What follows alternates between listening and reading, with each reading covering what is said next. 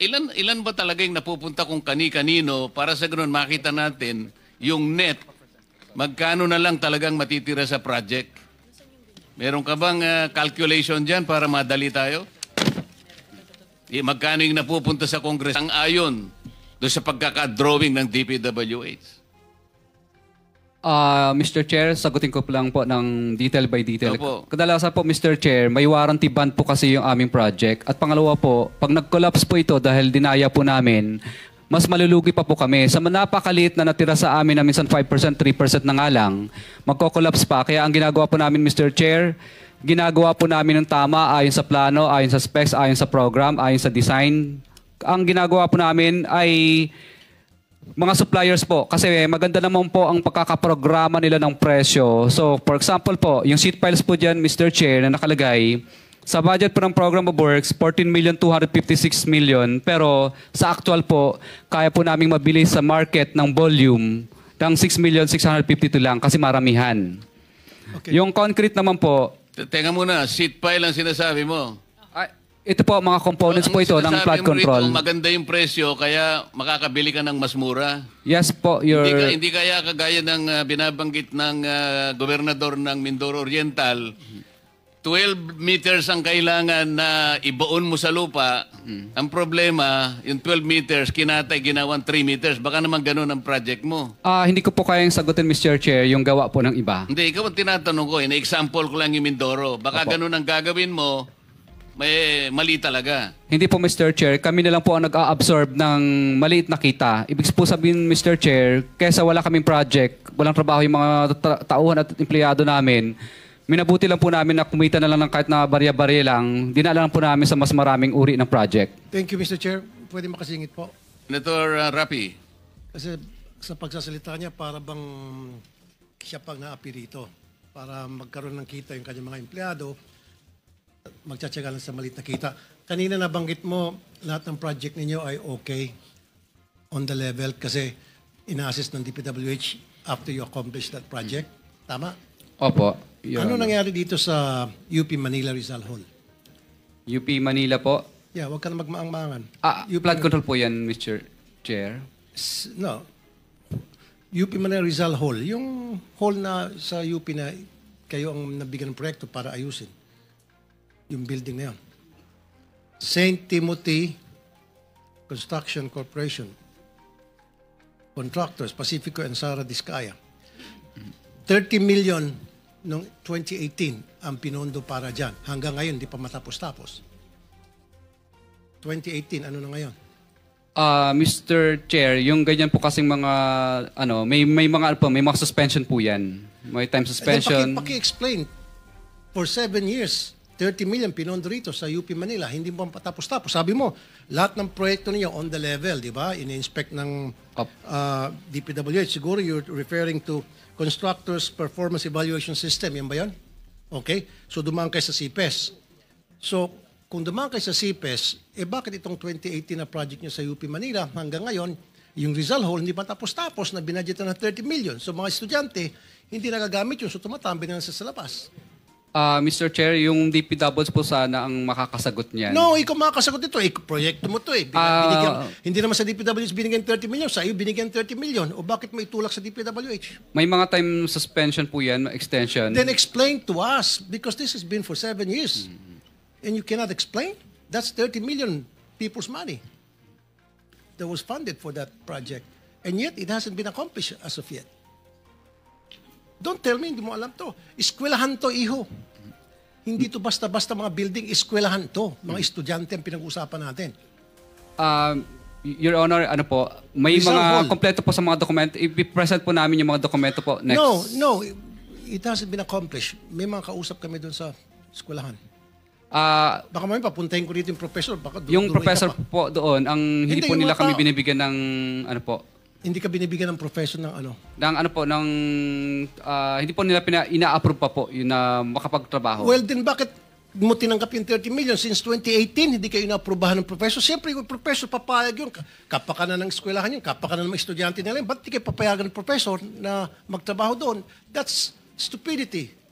Paliwanag mo nga kung bakit meron suspension. Yun ang tinatanong eh. Bakit may suspension. Ano ba nangyari? Yun ang ipaliwanag mo. Hindi po approve sa kanila yung design base sa DPWS po kasi DPWS po talaga ang nagbibigay sa amin ng instruction kung itutuloy o hindi. Kasi ang magkausap po, yung consultant po ng eskwelahan at ng Hindi, ang DPWS tinatanong po. ni Senator Rapi, binayaran ka na eh. Binayaran ka na ba? Yes. Hindi. Bayad na. Kasi ganito yan, Mr. Diskaya, bago kayo gagawa ng proyekto, bago ba approvean yung proyekto, gagawa kayo ng feasibility study, right? And then yung feasibility study na yun, ipapakita nyo doon sa kung sino man yung nag-request ng eskwelahan na para sa proyektong yon. So, ba't di ka aprobahan ng eskwelahan? Ba't di ka pagtatrabahuin kung pinakita nyo sa kanila yung plano nung building na gagawin nyo? Mr. Pinakita nyo o hindi yung plano? Siyempre, bago nyo gagawin yon, kasama yung mga taga-DPWH, kung kailangan, tatawagin yung eskwelahan at papakita nyo, pipresenta nyo, ito po yung plano na gagawin namin. Ito yung structure. Ito yung... Government project kasi ito eh, dahil UP Manila. Sino ang gumawa ng project? Sino ang gumawa ng plano? Ang gumawa po ng plano, sumusunod lang po kami kung ano po ang Sino nga? design. Sino DPWS po. Oh, bakit di matapos-tapos? Ah, Sino sa DPWH? Puro mo.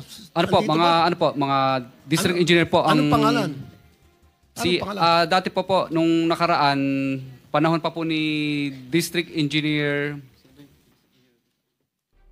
Tapos ngayon po bago na po yung district Hindi ka, engineers. sino ngayon noon? Sino yun noon saka ngayon? Kasi 2018 hanggang ngayon, 2025 na, hindi pa rin matapos-tapos. And yet, yung 30 million na-release na sa inyo.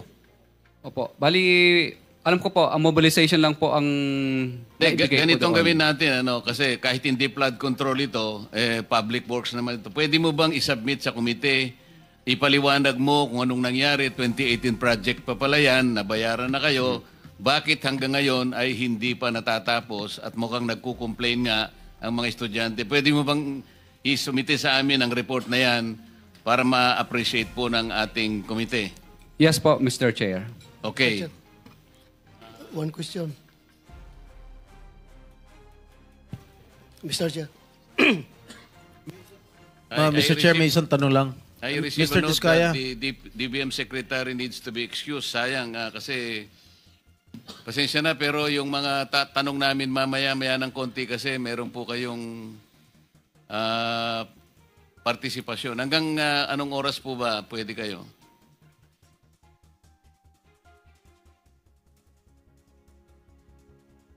O sige, anyway, you wanted to be excused now, Madam Secretary. Mr. Chair, one question lang kay Mr. Diskaya. Teka muna, you want to be excused now? Kung pwede. Kahit hanggang alauna po. Hanggang alauna. Okay. Thank you. Senator Estrada. Mr. Diskaya, sa dami-dami mong binanggit na pangalan na kongresista, isa lang tanong ko, Senador, meron ba? Your Honor, wala po. Sigurado ka? Safe ka na. Sigurado po. I resent that statement, Mr. Chair. I resent that statement. Safe ka na. Okay. Diba? Safe na. Mr. Chair, I move that you strike of the record that your Alam mo statement. naman, biro lang naman yun eh. Wala yun. Mr. Chair. So, Senator Bato. Yeah, Mr. and Mrs. Diskaya, dito sa paragraph 10 ng inyong sinumpaang salaysay, sinabi niyo dito, ngunit nung nagsimula ng makilala ang St. Gerard Construction, dumating naman ang panibagong pagsubok. Ang pagkakaalam ko yung pagsubok ay these are trials, challenges, kahirapan. Pero dumating ang panibagong pagsubok. Unti-unting nagsilapitan ang mga district engineers at mga regional directors ng DPWH at mga chiefs of staff ng mga mambabatas na nag-alok ng mga proyektong sinasabi nilang pundo ng mga mambabatas. I don't think pagsubok ito. Kung ako ay kontraktor, grasya ito. Grasya, hindi ito pagsubok. Grasya. But that's beside the point. Ang gusto ko lang ma-establish dito ay, totoo ba talaga na sila ang pumupunta sa iyo para mag-alok o ikaw pumupunta sa kanila humingi ng project? Mr. Chair, ano po, Which is which? kadalasan po pag lumalabang kami sa bidding, Oh. lagi po kami talo, disqualified. At kadalasan po, tinatakot pa kami na mabablacklist kami dahil nakatatlong disqualification kung na... talo ka, magsumikap ka, makakuha ka ng project, pupunta ka sa kanila. Bakit ang sinabi mo sa affidavit mo is sila ang pupunta sa iyo? Kadalasan po, qualified po kasi ang license namin. Kaya nilalabanan namin. So, kaya misa po, kami na po ang nilalapitan dahil kadalasan po, nilalabanan nga po namin yung mga projects nila. So, Okay, thank you. pinararating nila na Teo, andito yung regional director ng DPWH ng Region 5. Mr. RD ng Region 5. Ikaw ba'y isa sa mga regional directors ng DPWH na pupunta kay Diskaya para mag-alok ng proyekto?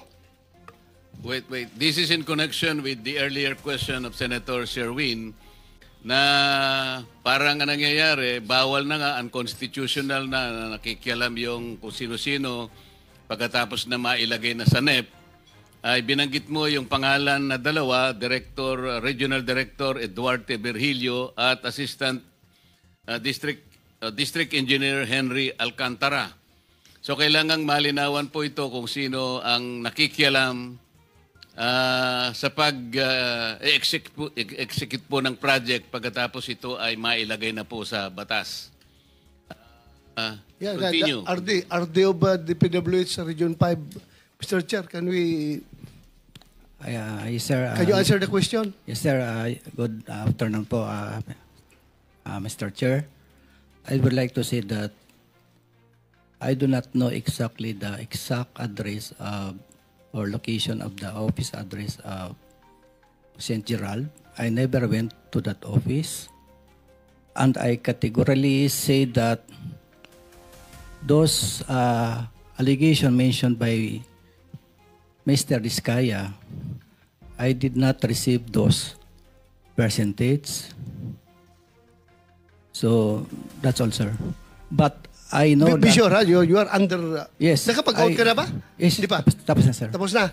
So, dinay mo na tumatanggap ka ng SOP from the Diskayas? Yes. Sa mga project na I doon? deny that, sir. I deny that. And for my memory, I awarded to him last year one project. And that's a road project.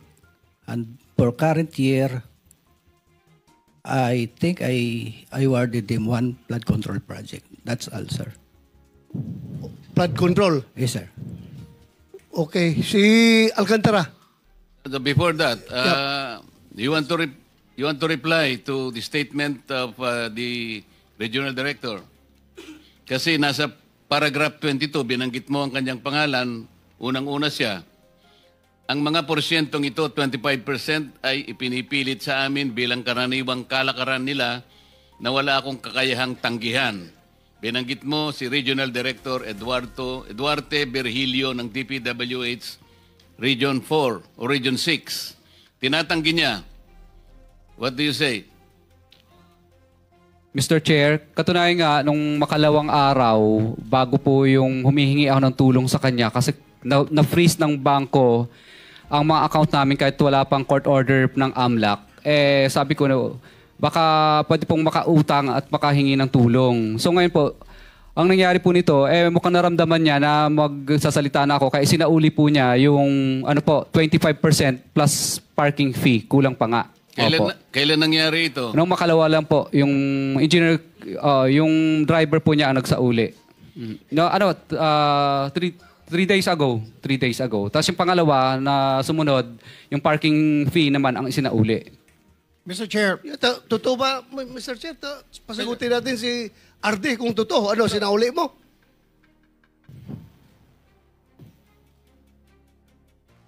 Pindutin mo, pindutin.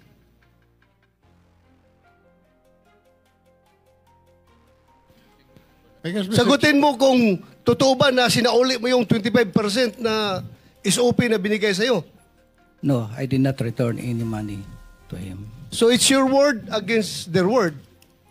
Yes, sir. Sigurado ka? Yes, sir. Kapag mapatunayan namin ito, we can cite you in contempt. Yes, sir. Ha? So ano? Bali yung driver po niya ang inutusan niya. Tapos... Sinong driver niya? Anong pangalan? Ano po, bali si ano yun? Okay lang, Mr. Chair. Yeah, pakicheck. Silipin ko sa phone ko. We need the truth. Hindi tayo dito Anong pangalan ng driver mo? Arde. Bago siya magsabi, anong pangalan ng Arde mo? Siya na driver muna mo? para... Ang pangalan po niya na alam ko lang ay June, tao ni R.D. Virgilio Eduarte. Tapos kinuha naman po ng aking engineer yon, nagkita sila. Kasi natatakot na siyang ibalik sa akin sa office yung pera. Kaya nakita lang po sila sa isang lugar. Parking yata yon sa parking. Ano, Arde? My driver, the name is James po. James. James. Sige. Baka James Jr. Sige, kayong pagbalik, kalimutan natin. Doon tayo sa pagbigay. Pagbigay, sino nagbigay ng 25% sa kanya? Ano po, yung driver po niya, inutusan niya. Hindi, pagbigay. Hindi yung pagbalik. Sinauli mo ang 25%, di ba? Hindi, siya po ang nagsauli ng sa akin ng pera. Sinauli niya sa'yo. Opo, binalik so niya. ngayon, dinay niya. Ngayon, dito tayo mag-concentrate sa pagbigay mo. Nung binigay ko po, nagtatawagan lang po kami, tapos pumupunta po sa office namin yung driver niya para kunin yung pera. Anong pangalan ng driver niya? June lang po, hindi ko kilala yung ano. Pero sa akin po yung contact number ng tao niya. June ang pangalan. So, wala kang isa sa uli kung wala siyang binigay. Di ba?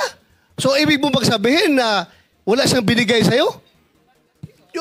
How much is 25% of that particular project?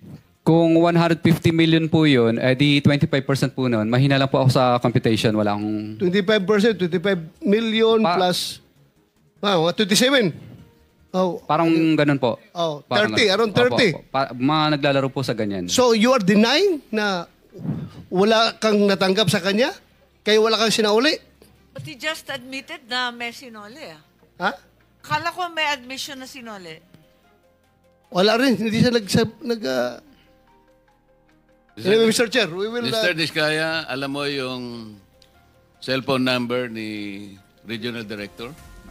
Okay na po, basahin ko. Hindi, alam mo. Ay, opo. So kapag kung totoo ang sinasabi mo na nagbibigay ka nga ng ganitong komisyon, tinatawagan mo siya kung natanggap o hindi. Yes po, Your Honor. Ano yung ano ang CP number niya? Okay lang, basahin ko po. Kasi kahit cellphone ko, hindi ko kabisado eh. Hindi, wag Tinitingnan na ko lang. kasi hindi natin pwedeng ano yun.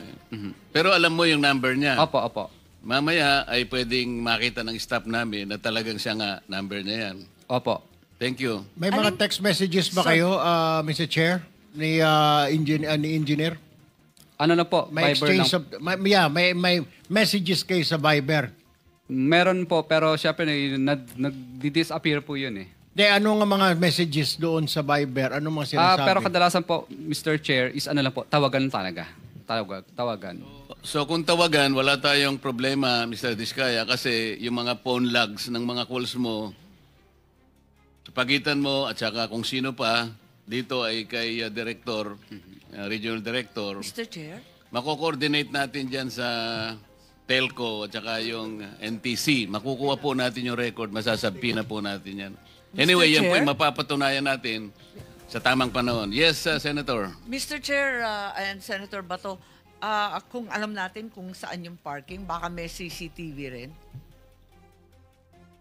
So lang, ang nakakaalam sa binyo, ikaw, di ba? Saan ba dineliver yung pera? Alam ko po sa parking yata po namin. Papacheck ko po. Pa-check mo. Yung pagbalik, pagsauli. Opo. Yung pagbigay. Opo, parang doon yata sa parking The same- namin. the same venue? Sa isang yard namin. I-check ninyo. I-check ninyo. Mr. Chair, since pinag-uusapan na po natin... Before that, Senator, kasi nabanggit niya rin baka gusto nating unahin muna si District Engineer Henry Alcantara, nandiyan na rin po. Dalawa lang naman ang binanggit niya. Ayan na po si Engineer Henry Alcantara. Ano po yung binanggit ninyo ritong 25%? Kanino niyo po binigay, sa kanya o sa tao niya? Sino po ba? Sa tao po niya. Pangalan ng tao. Pangalan ng tao niya. Si June Mendoza po ang binigyan ko po. John Mendoza. Opo.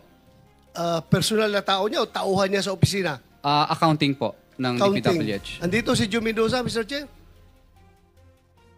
Si Meron, Engineer JP Alcantara Mendoza. nandyan. Yeah. Engineer Alcantara, what would you say? I respectfully deny po na may tinanggap po ako galing sa kanya. Yung mga accusations niya po, I respectfully deny po, Your Honor. Mr. Chairman, may I suggest to invite yung driver kanina? You see June ba yun? June? No? June ba yung driver driver po ni ito, RD po, ni yung June. RD, Opo. Virgilio. Invite natin para it seems to me that yun yung link ni Virgilio tsaka kay Mr. Diskaya doon sa pagdi-deliver ng pera. So maybe invite that person so that we can drill down to the very detail, to the very last detail yung transaction. Kasi yun yung link, Mr. Chairman. Yes, we will do that. Director General, please take note of those suggestions. Mr. Chair, by way of info lang. Sandali lang, ma'am. Put nyo kanina, hindi ko po masyadong narinig. I respectfully deny po. I received sinasabi niya pong 25%. Na-receive po ninyo yung 25%? No po, I respectfully deny. You deny. Okay. Senator Amy. Wala, yung paalam lang po ni Secretary Pangandaman, hindi na natuloy yung House hearing ng DILG at yung iba pang nakaschedule. Nag-emergency meeting po.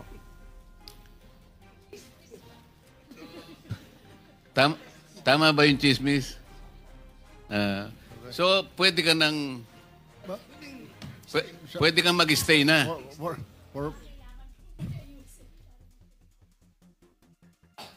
Hindi, sabi niya hanggang alauna naman. Mr. Chair. Senator Sherman, ikaw na. Yes, Mr. Chair. May I ask, dito po sa mga present natin ng mga contractor, itong 15 contractor na ito, have you experienced or do you have similar experience dito po sa na-experience na mag-asawang Diskaya yung pagbibigay po ng komisyon sa mga DPWH at mga politiko? Meron po ba? May we confirm from the contractors, Mr. Chair, present today, if they had similar experience like that of the Diskayas? Simula po doon sa top 1, sa SunWest Incorporated, may we know? Where are you, SunWest? Meron po ba ang kayong binibigyan na 25%, SunWest? None, Your Honor. None. Legacy Construction Corporation, meron o wala? None, Your Honor. EGB Construction Corporation. QM Builders. Okay. Huwag niyo kalimutan because na under oath pa kayo. Nako, anyway. Alpha and Omega, sinabi Timothy. Top Notch Catalyst. Royal Crown Monarch Construction. Absent? Okay. Equiparco Construction. Where's Equiparco?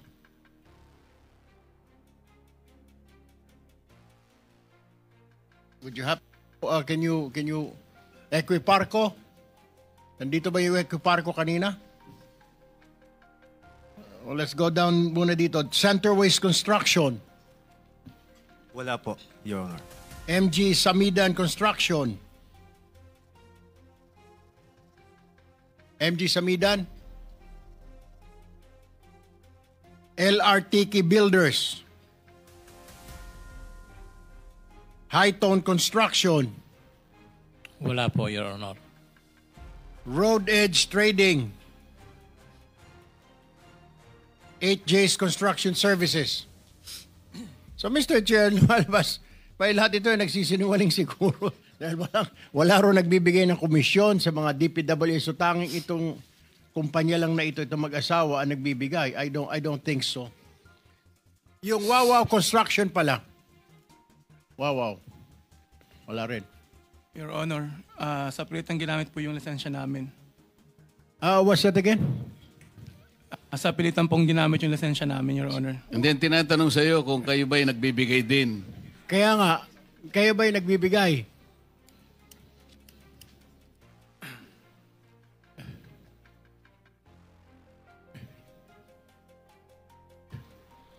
Kayo po ba'y nagbibigay din?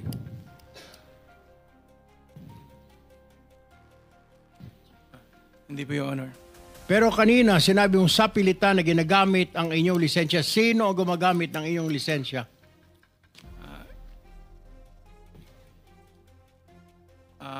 Si Sally Santos po, Your Honor. Sino? Sally Santos po, Your Honor. Sino si Sally Santos? May-ari po ng Sims Construction, Your Honor. May-ari ng Sims. Yes po, Your Honor. Siya lang ba ang... bakit mo nasabing sa pilitan? Pumapayag ka ba? I mean, hindi ka binibigyan? Hindi ka walang... di ba mayroong tinatawag na license for hire na 5%? Sa takot po, Your Honor, na maapektuhan ang negosyo namin, Your Honor. Bakit ka matatakot? Siya ba ang nag-apply ng lisensya mo? Hindi si EGB? Hindi po, Your Honor. Lisensya ko po yun, Your Honor. So, pinapagamit mo lisensya mo? So, hindi ikaw ang nagko-construct, kundi pinapahiram mo yung iyong lisensya? Hindi po, Your Honor. Sa pilitan po nilang ginamit, Your Honor. Paano sa pilitan? Can you explain? I cannot understand. Sa pilitan, tinutukan ka ba ng baril, ng kutsilyo? Ang pagkakaalam ko po kasi, Your Honor, ang nasa likod po nito ay yung mga nasa loob po. Kaya natakot po kami na... Sa loob ng ano? Ng DPWH po, Your Honor. So, mga opisyal ng DPWH? Opo, Your Honor. Dito po sa Bulacan, tama po ba? Tama po, Your Honor. At ilan po sa kanila nandito ngayon, tama po ba? Opo, Your Honor. Okay. Pwede mo ba sabihin na ito si Engineer Henry Alcantara, na district engineer dati? Tama po ba? Hindi po, Your Honor. Ang nasabi po sa akin ni Sally po ay yung Chief. Sino Chief? Chief Bryce daw po. Chief Bryce. Ayun, si Bryce. Bryce, are you here? Okay, ikaw, ayan na pala, nagkakalimunawan na tayo. Bryce, totoo ba na ginagamit itong lisensya ni Wawaw para sa mga ghost project? Sa pilitan. Remember, you're under oath. Your Honor, lahat po ng sinasabi nila ay inutos lang po sa akin ng aking boss, Boss Henry Alcantara. So, inuutusan ka lang ni Henry Alcantara, pati ba lahat ng ito, yung pagkukuha ng mga lisensya, etc. Tama po ba? Hindi ko po kausap, wala po akong Hindi, yung anong sinasabi sa iyo ni District Engineer Alcantara? Paano? Anong utos? Actually, lahat po ng iutos niya, ginagawa ko po. I mean... Give us an example, anong utos? Utos mangolekta, utos na maningil ng proyekto, anong utos? Utos na gumawa ng ghost project? Yung pagkuha po ng pera kay Sally, kay SYMS po. Kay Sims. Ilang beses ka na nakakuha ng pera kay Sims? Actually, hindi naman po personal na ako kumuha. Dinala lang po dun sa office ko. Doon din po pinakuha ni Boss Henry. Magkano yung binigay sa'yo at ilang beses nagbigay si Sims? Hindi ko po matandaan kung ilan po ang yung eksaktong kung ilang beses po, Your Honor. Ballpark, magkano na nakukuha ninyo kay Sims bilang lagay? Yung lagay, hindi ko po... Magkano na nakukuha ninyong, let me rephrase that, magkano na ang naabot sa inyo ng Sims para kay Alcantara? Your Honor, sa totoo, hindi ko po alam kasi pagka po dinadala nila yan, nakabox, nakasarado po. Magkano naman ang hindi ka binibigyan ni Alcantara? Hindi ka inaabutan mo lang kahit barya? Wala po, Your Honor. Basta nakabox po, dinala po doon. Gaano kalaki yung bag? Box po. Gaano kalaki? Ang nakikita ko po, mga box po ng mga noodles. Gaano nga kalaki yung box? Mga ganyan po kalaki. Abay, malaki-laki, ano? Malaki po. Mga 20 million. Anyway, Ade Bryce, okay? Hindi ka man lang hinahatian. Ikaw, hindi ka ba dumidiretso sa mga kontraktor? Hindi po. Saan mo nakukuha yung mga pangsugal ninyo ni Alcantara? Binibigyan ka lang ba ni Alcantara magkakasino? Dahil nung last time, ikaw naman nilaglag niya. Nagkakasino raw kayong pareho. Your Honor, totoo po yun. Nakakapunta lang po ako ng casino pag inaayan niya po ako. Sinasama po. Okay, Doon lang po. Magkano pinapatalo ninyo? Your Honor, ang nangyayari po kasi, pag nagpupunta po kami ng casino, siya lang po ang may dala ng pera. Wala po kaming dalang pera. Pera niya po ang ginagamit, binibigay niya sa amin para po maglaro. Ngayon po, pagka po naglaro at nanalo, sa kanya po binibigyan niya po kami ng balato. Pag po natalo, sa kanya po, pera niya po. Magkano ang dala-dala ninyo? Kung alam mo, magkano yung dala-dala ninyong pera? Ilang bag? Your Honor, alam ko lang po may isang bag pero hindi ko po alam kung magkano po ang laman. Magkano ang tayaan ninyo? Magkano ang pag nakikita mo siya? I'm sure katabi mo, magkano ang taya niya? Hindi ko po matandaan. Totoo po yung sinabi niya na hindi po kami magkasama sa mesa pagka po naglalaro. Alright. Well, isa pa akong katanungan, Mr. Chair. Ibig mo sabihin, wala ka nakukuha sa mga kontraktor? Wala po, Your Honor. Saan nakuha? Paano ka nakabili ng Urus? Na Lamborghini na Urus? Your Honor, sa totoo po yan po ginawang panghanap buhay po. I mean, yung misis ko po, tsaka ako may konting naging pera, nag-share po para makabili doon, which, yung para po doon sa buy and sell. Ang nangapital po talaga dyan is yung kapatid ko. Kaya lang po nakapangalan sa asawa ko dahil meron po kaming share ng pera doon. I have no further questions, Your Honor. Baka may mga Mr. Chairman. katanungan yung kasamahan natin. Mr. Chairman, just to continue with Mr. Bryce. Sandali lang. Sa mga pinagtatanong po kanina ng mga contractors, kung kagaya po ng mga diskaya, kayo po ay nagbibigay din ng porsyento, sumagot po kayong lahat na hindi. Parang lumilitaw po ay yung mga diskaya lang ang nagbibigay ng porsyento at kayo pong lahat ay hindi. Sa palagay po ba ninyo ay kapanipaniwala po yung sagot ninyo?